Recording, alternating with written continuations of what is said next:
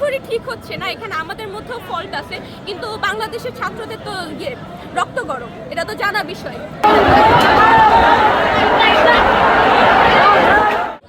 এখন তো আন্দোলন চলতেছে, মাঝে মধ্যে নিজেদের মধ্যেই হয়ে যায়, মারামারি শুরু হয়ে যায়। ইট মারা হয়েছিল, একজনের পা দেখলাম কেটে গেছে, কিন্তু তাছাড়া এখনো আন্দোলন চলতেছে। বললো যে হচ্ছে সব স্টুডেন্টদের লিস্ট নিয়ে আসা হয়েছে, অথরিটিদের সাথে কথা হবে, কিন্তু এখনো কোনো কথা হয় নাই।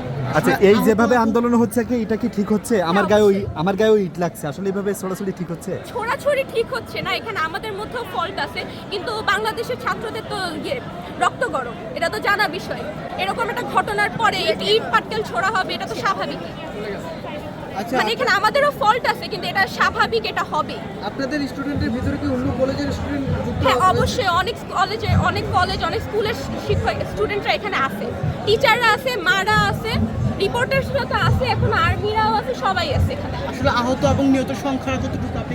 আহত তো অনেক হবে, কিন্তু নিহতদের ধরে নেওয়া যাচ্ছে 150-এর উপরে হবে।